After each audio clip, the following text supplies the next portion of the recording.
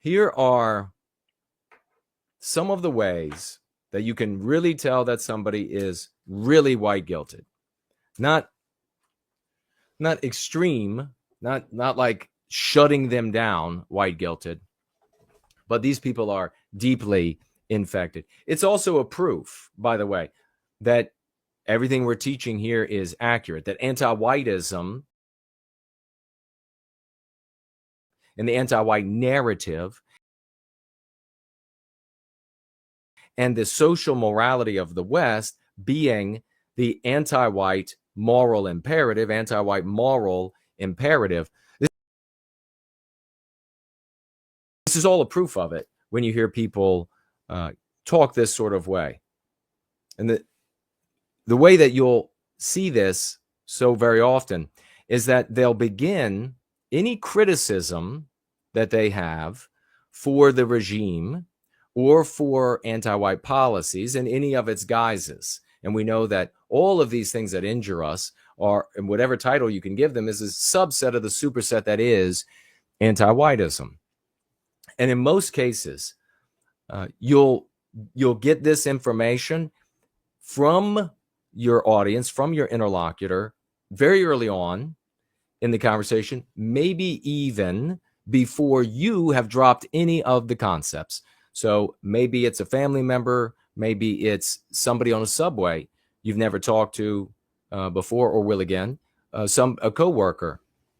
So they might give you some of these statements before you even bring these things up, which is a kind of a green and red flag at the same time. So you got to be careful when they start throwing these things out there. Again, like Slaw said, everybody is white guilted. That's a reality. And it's to a great or a greater degree. There is no lesser degree there. So when they begin their criticism of the anti-white narrative, the anti-white regime, anti-white policies, they will give a disclaimer. This is one of the most infuriating things that I have to experience over the years when I talk with people. And it will be, I don't know, maybe it'll get to the point where it's so infuriating, I slap the spit out of their mouths. I just can't stand it. But here I'm talking, of course, about other basically Republican voters. There could be libertarian voters in here as well. Basically conservative type people in general. They'll give a criticism, but they'll give a disclaimer immediately linked with it. Like, I'm not a racist, but I'm not a bigot, but I'm not an anti-Semite, but heard it a million times. It's a good sign. It's a green flag. It's also a red flag because it's alerting you that they don't just, and this is something really important to appreciate, they're not saying that superficially. They deep down in the meat and marrow of their body adhere to the social morality of the West. That's what they're telling you. When they say, oh, I'm not a bigot, but what they're saying is, I completely submit to that social morality, which is the anti-white immoral imperative. And I know that I'm immoral, but I got a little carve out here.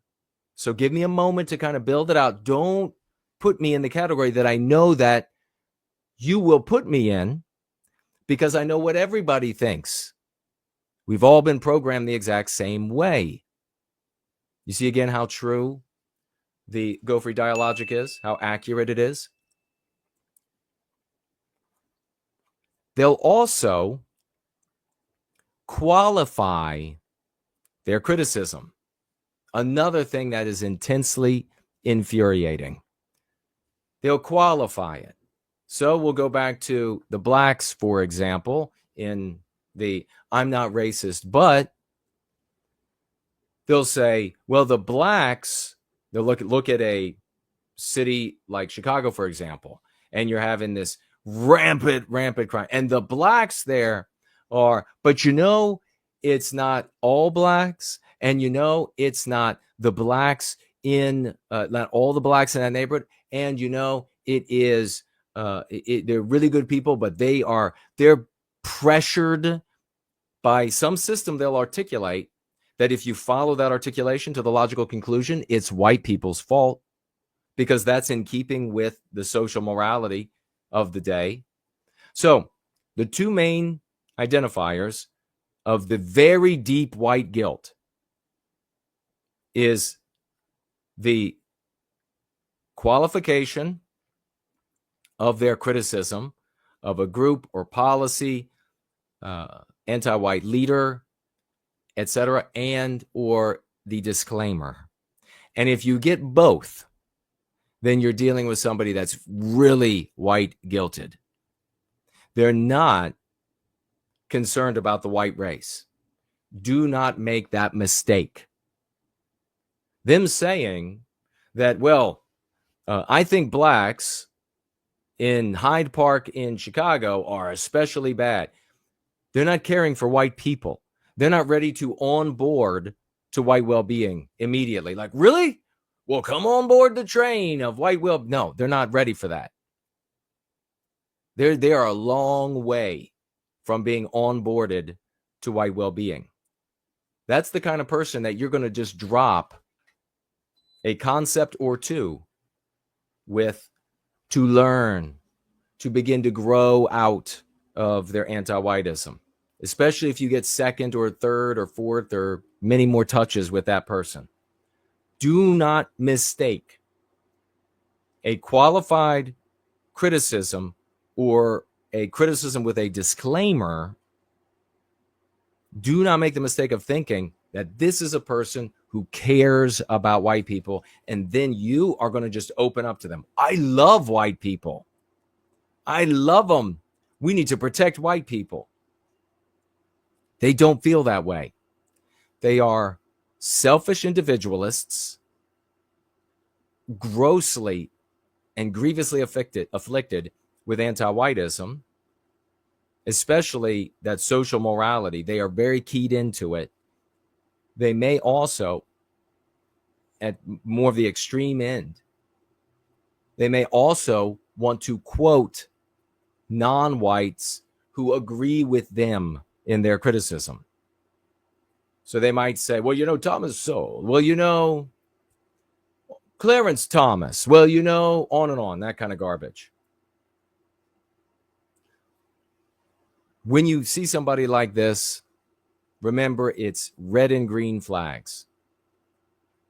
The more disclaimers, qualifications, and maybe identifying non-whites who agree with them or who may agree with them, or they indicate a non-white person that is special, really intelligent, etc. I mean, I don't know if I can say he was there, but there's a guy in this community that was with me at a conference many years ago. And we had a speaker who was one of these speakers from South Africa touring the world to try to bring awareness to what's happening to us in South Africa. Great. I love that. This guy did that.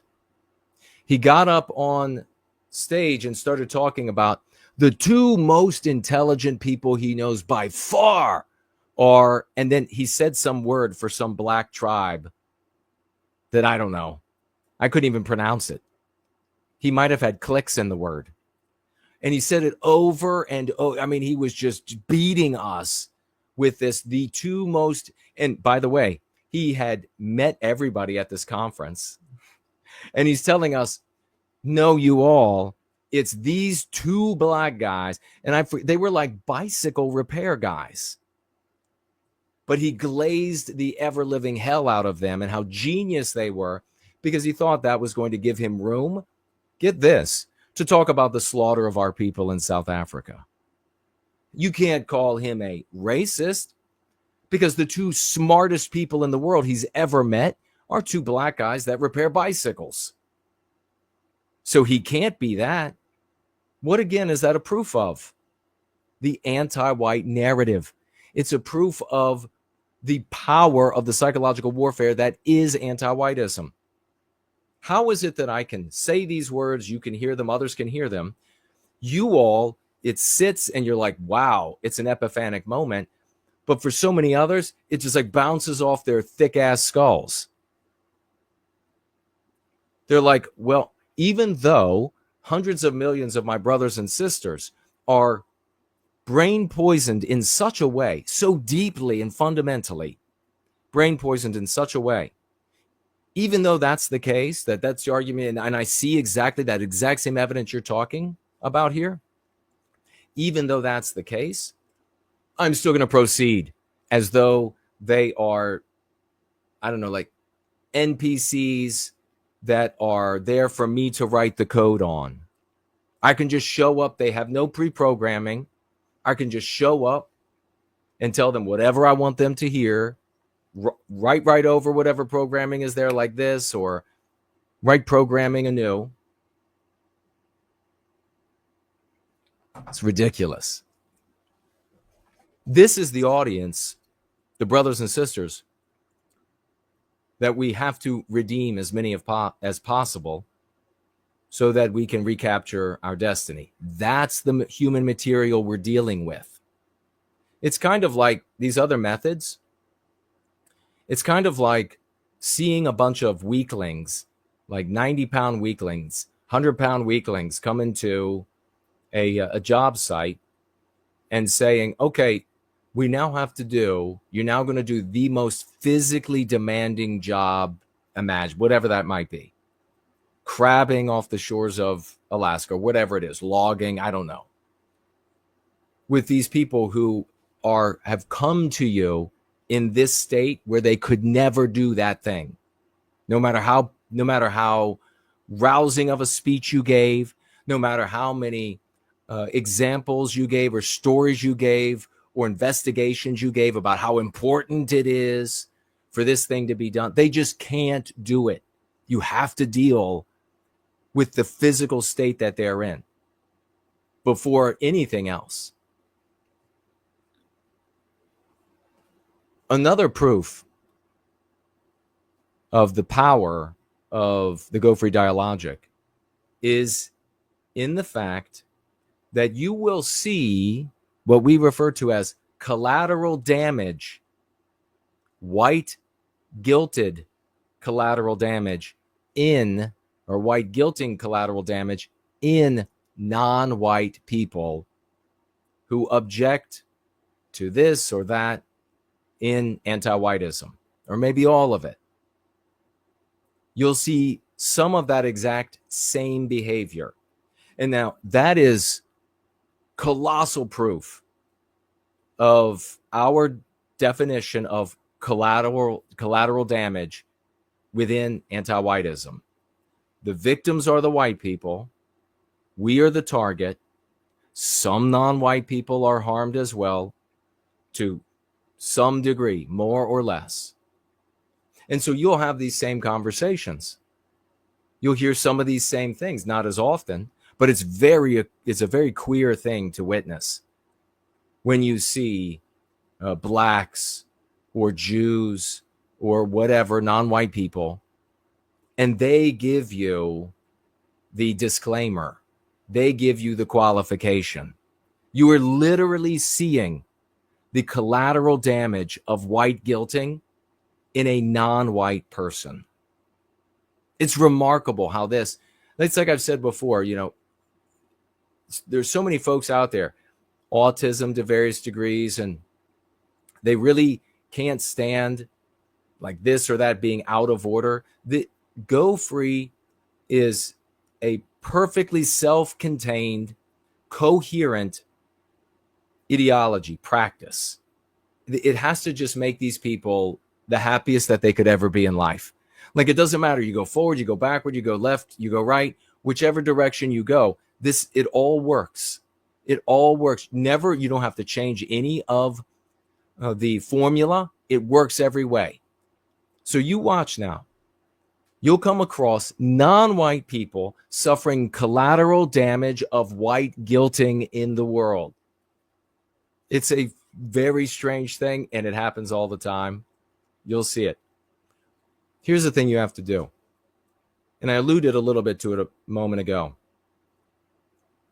When you're talking with a white person and they're giving you, and this is obviously pretty easy to deduce on your own, they're giving you a lot of this evidence that they are heavily white guilted. Now, really keep in mind, you're not going to be able to say, you're white guilted. You're not, they're not going to be able to even understand. You are a three-dimensional being in flatland, in a two-dimensional world. That's like, at that moment, that would be like telling them, no, there's a whole nother dimension. They can't even imagine.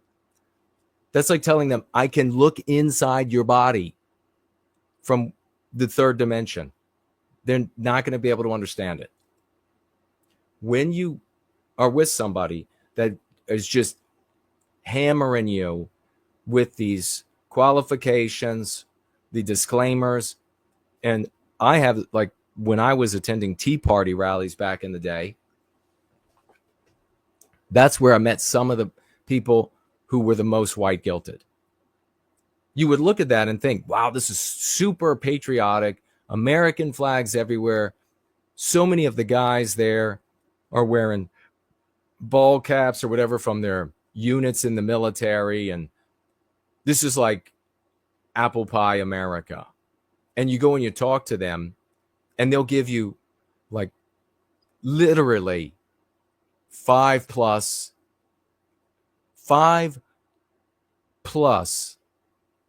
disclaimers. They'll literally qualify every single thing, every criticism.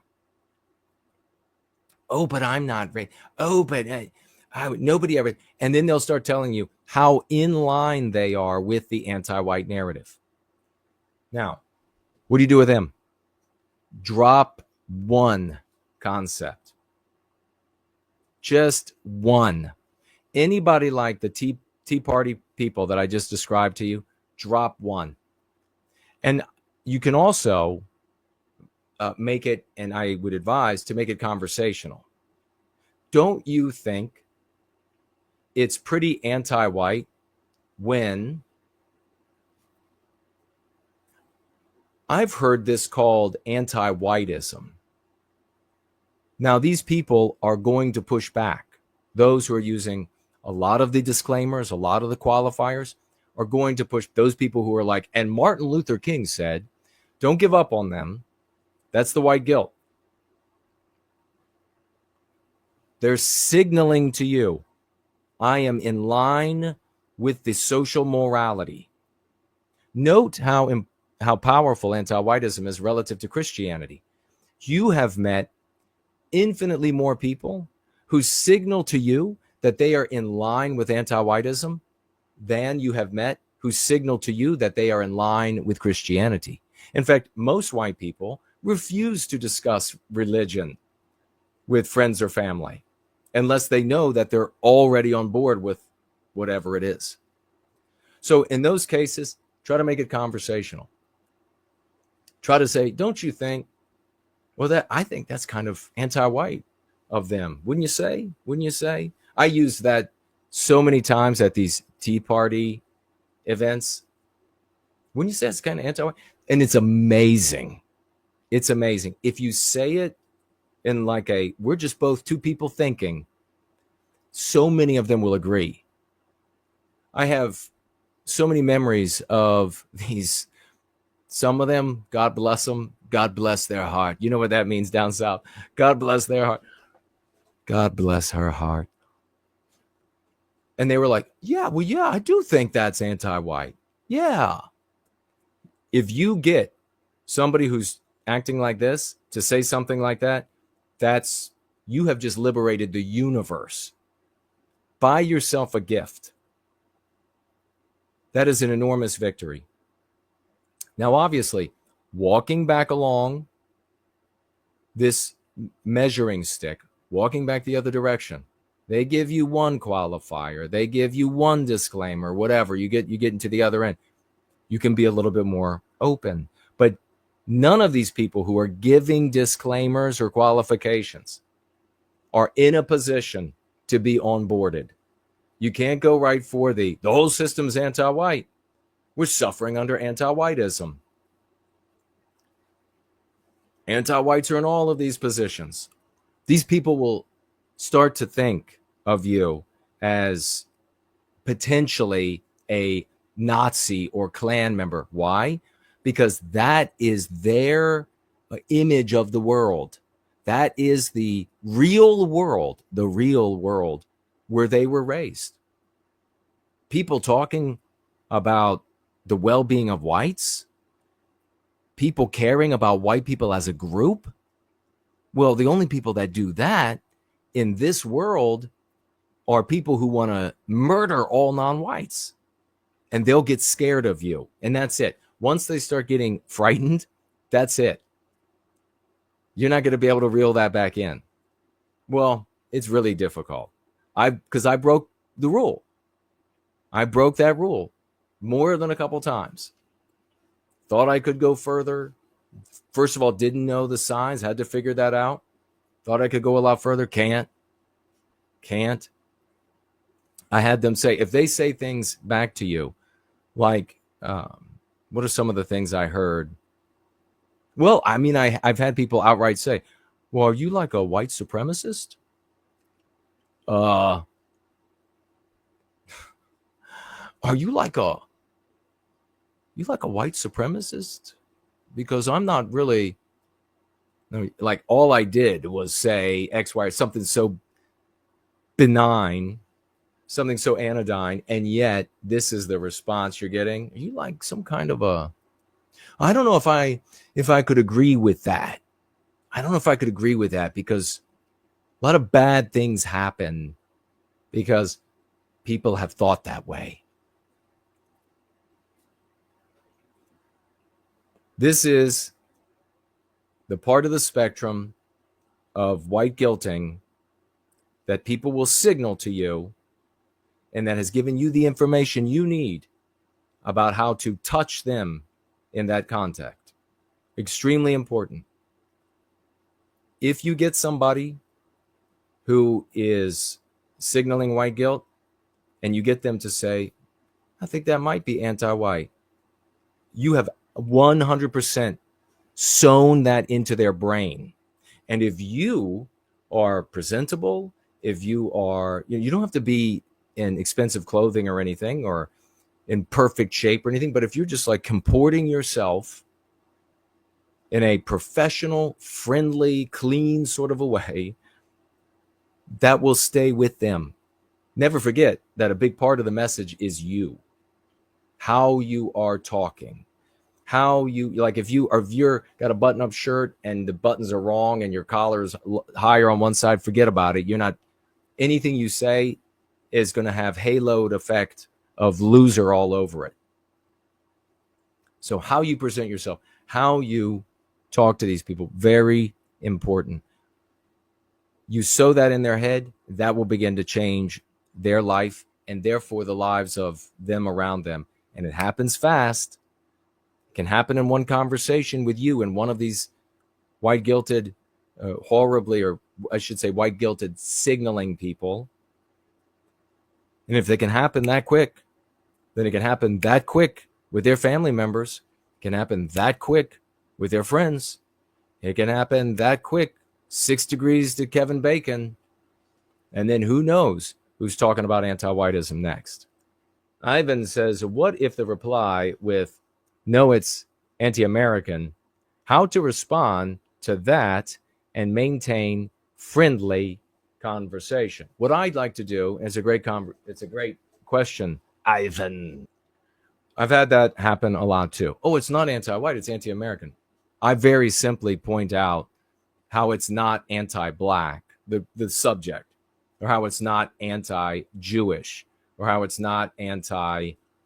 And then I will say, if they seem like there's experiencing some consternation over it, I'll say, but we me and you in this conversation, we both oppose everything that's anti-black and anti-Jewish, right? And they will always agree, yeah, of course, of course. Well, then we also oppose everything that's anti-white. And it's funny to see them kind of come to grips with that intellectual consistency and intellectual honesty. They'll be like, well, yeah. And so I view this as anti-white. I see it as specifically targeting for these reasons, just as I would if there were such reasons of anything being anti-black. You know, you can reference what we talked about on Sunday. If it's that kind of a person, we're not saying that any of these claims of injury or injustice are not true or not valid or they shouldn't be talked about, but there should be space for talking about things that are anti-white.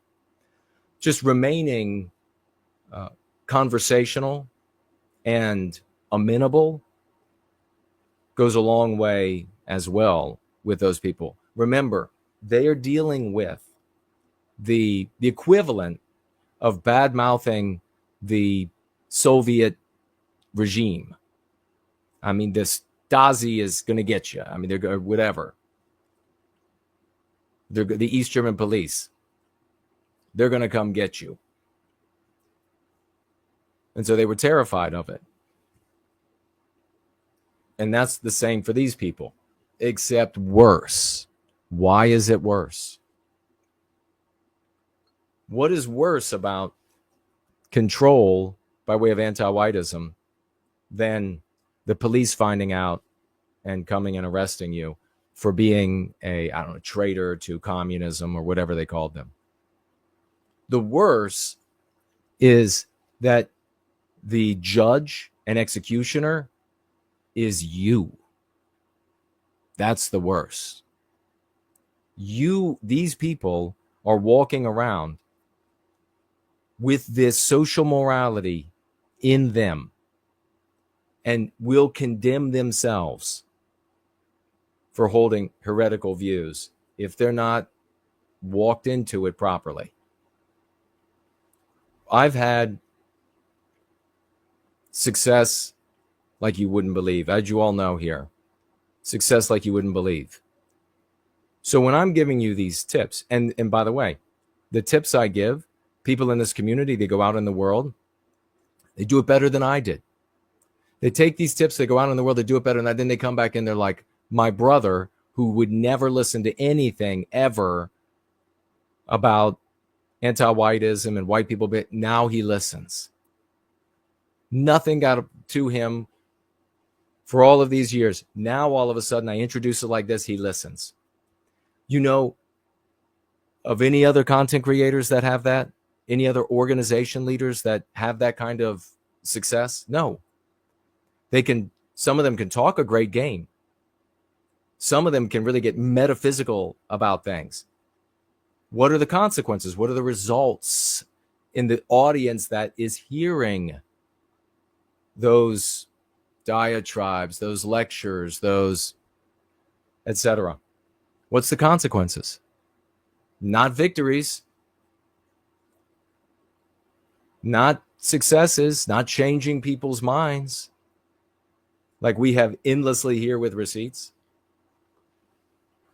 Actually, to that point, before we land, we have a Bulldog Boris, one of our champions.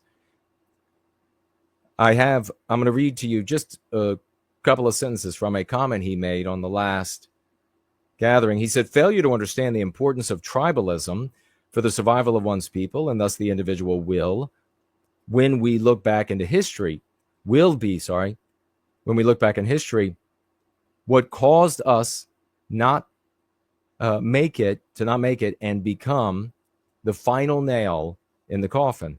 Not becoming a people will become the biggest mistake we made throughout the entire history of our race. So the solution is obvious. We either learn to become a people fast now, or we won't make it. Brilliantly written by the great Bulldog Boris in the thread of our previous gathering on Sunday. One possible concern is the reflexive anger response when we do make or wake a fellow white person up. Generally seen when someone becomes an atheist, they lash out. How do we prevent that? Great question. Great question. And it's kind of the same thing or identical to what we do here to directing the energy in a productive path.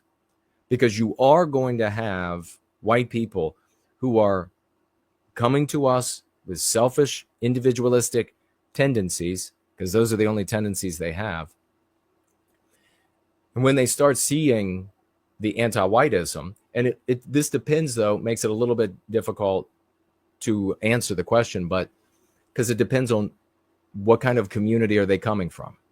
Are they cucks? Are they schmucks? And then within those circles, there's some specificity as well.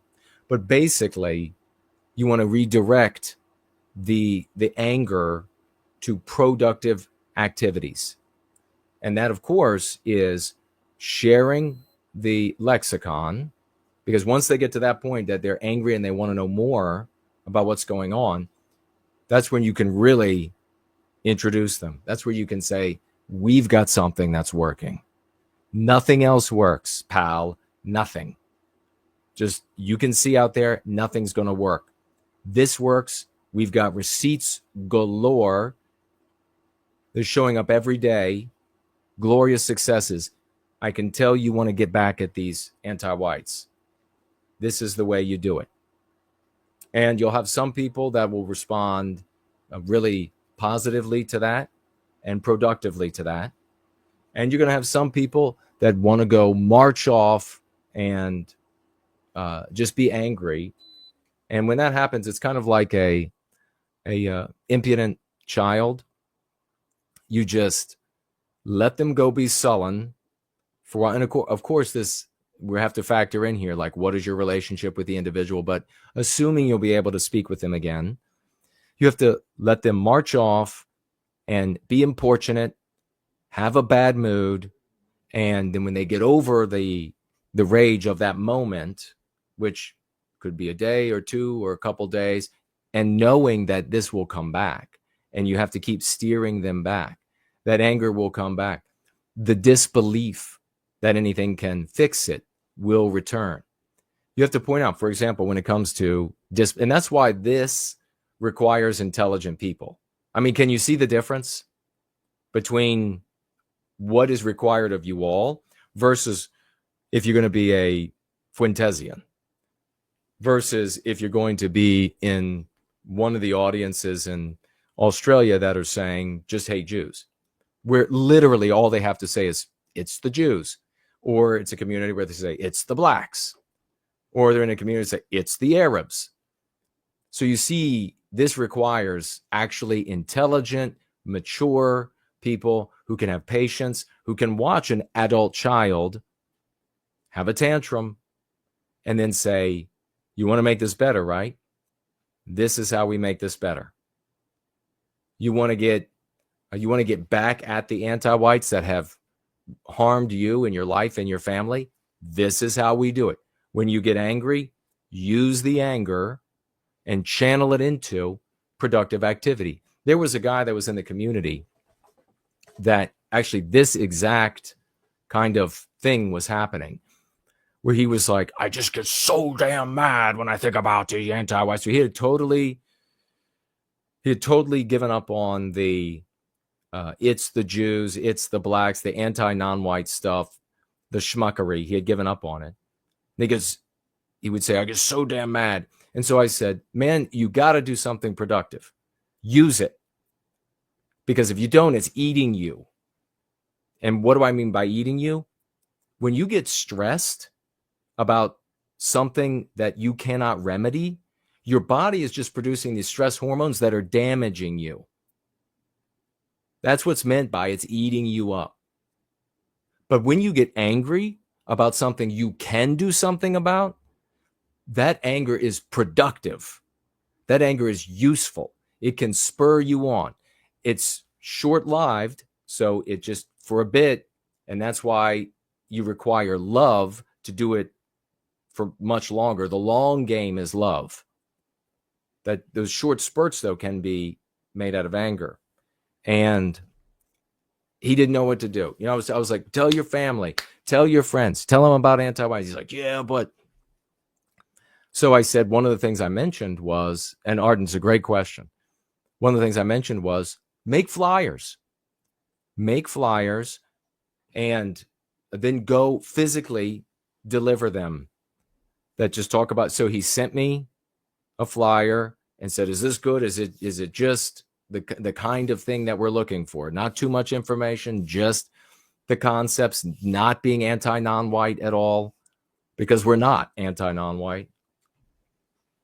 He had a couple of flyers. This guy would go walk blocks and blocks and blocks delivering flyers to use up the anger that he was feeling. We'd go every time we would read something, he'd get pissed. He would head right to a FedEx Kinko's like we have here in the States.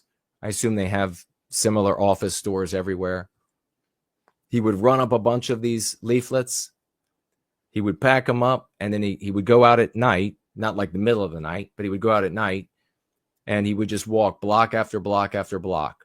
And then he would get back, and he said he felt like a king. He felt like he had really done something. He had really pushed back. Somebody at one of those houses or more are going to save their children from some sort of anti-white misery, or they're going to be a young person that's going to not be embroiled in something that anti-whiteism would have embroiled them in, or they're going to end up being a business owner or somebody who climbs a ladder at a company and ends up CEO somewhere, making a lot of money, influential one way or the other, the brother of somebody in some powerful entity.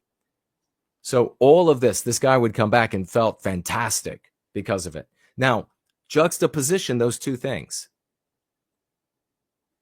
He was getting angry before, right? This was his norm. He was anti-Jew, anti-black.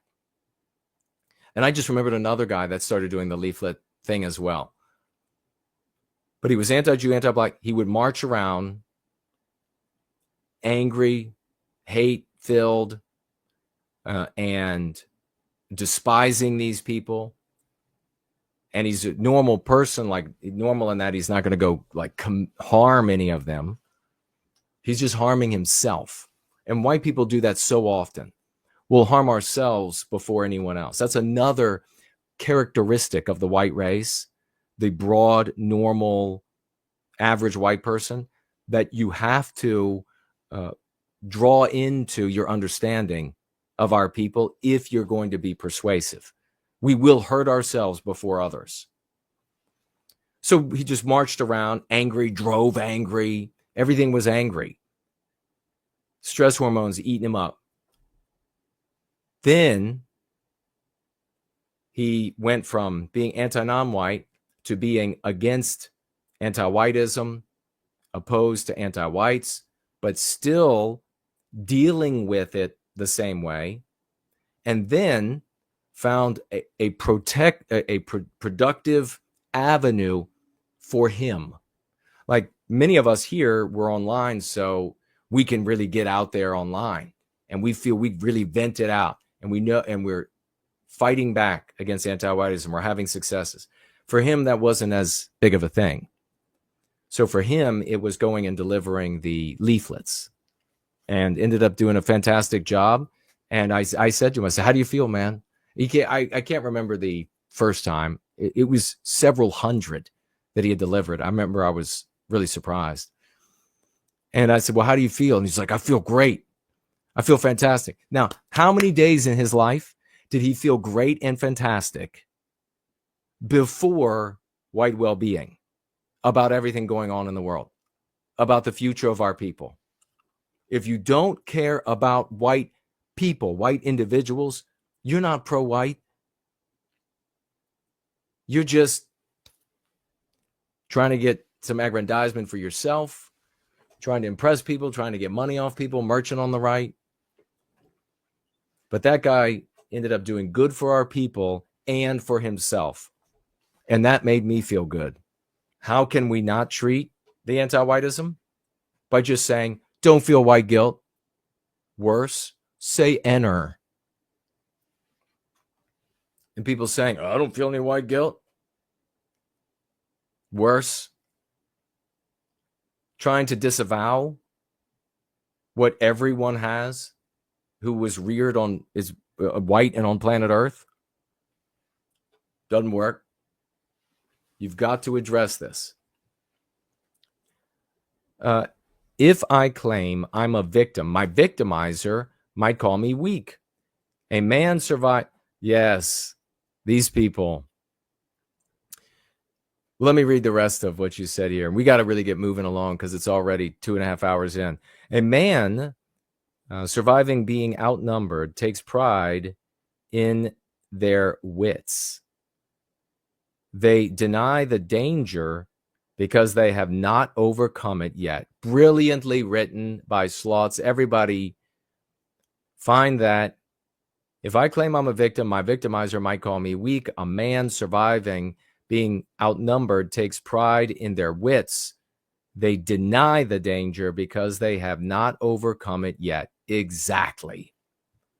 Exactly. We here can take pride in our successes and our victories. And we do every single Sunday. We're talking about, and I really need to start including more of it. Wish we had more time for testimonials. If you got a good testimonial, share it. And I would like to share at least like one every Sunday. But we only have so many hours together at the same time. But yeah, they pretend like the danger isn't there. These are practically the same kind of people who would disavow a risk or danger of a lion right in front of them. I'm not scared. You'll know I'm a victim. I'm not scared. Except it's not the case like with a which bear is it? You pretend that you're dead and then they supposedly will not eat you. It's not like that. You're not outwitting the anti-whites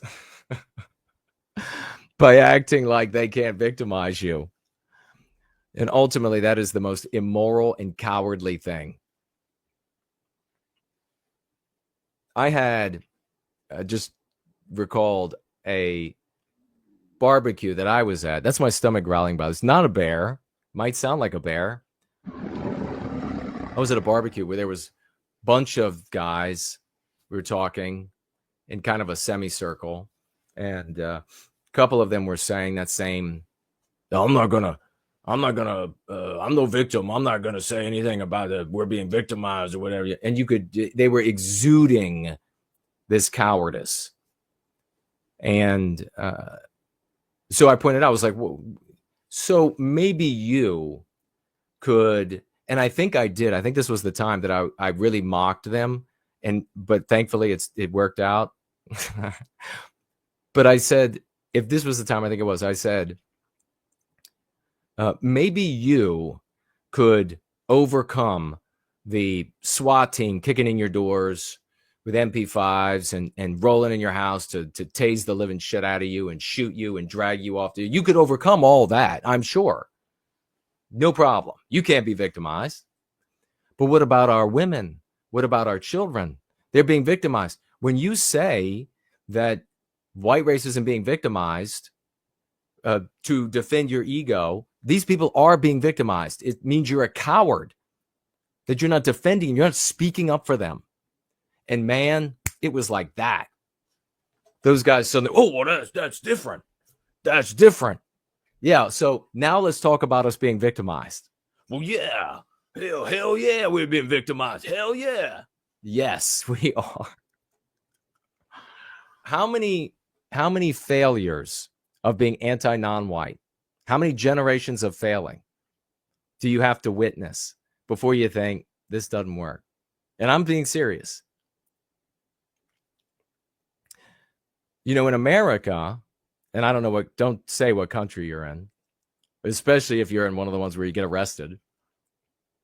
But In America, when it was 90+% white, everyone said enter. Jews weren't allowed in country clubs, even when they had more money than everybody else, maybe even everybody at the country club. Everybody had a bad opinion of them. And yet, we're still here. So you really have to wrestle with that, right? When you're trying to figure out, like, when you show up and you're like, hey, this guy in this community has all of these victories, and they break things down and they talk about it, and their members all are having successes with family, reuniting, getting promotions, changing the opinions of spouses and brothers and sisters that could never have done, getting sisters more than once to not be interested in non-white mates. Imagine that, having these kind of successes, and you're like, you know what, but I'm going to tell them to do the exact opposite of what they're doing. The exact opposite. They need to not have these successes anymore, because I have this abstract idea from the book I read on game theory that if they're anti-white, then we have to be anti-non-white.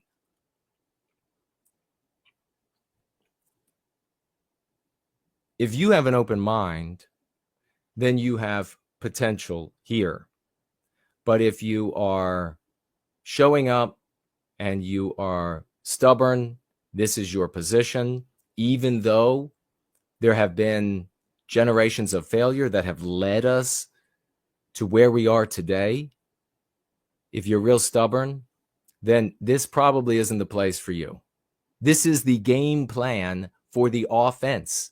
We're going out and we're talking to our brothers and sisters, and we are describing and educating on what you might see, how to respond, how to vary that, throttle it up, throttle it down.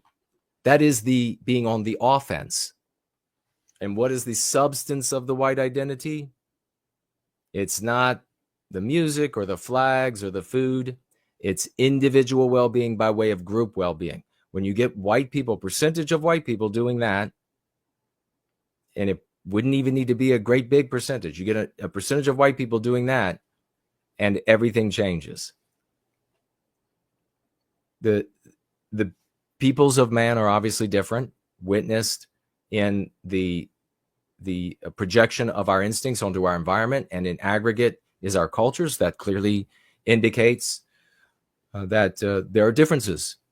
And I have always gone further in that conversation and had get a lot of agreement, pointing out no group is better than any other by any sort of cosmic measuring stick.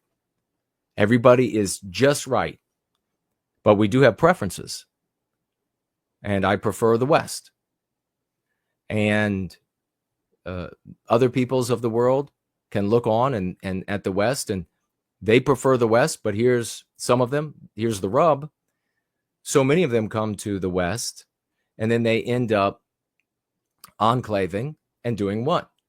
Projecting their instinct, in aggregate, their culture onto our environment. Are we better at Western civilization? We are Western civilization. If I had to go live in a black civilization, I would suck. There's no doubt about it. If I had to go live in an Asian civilization, I would suck compared to them.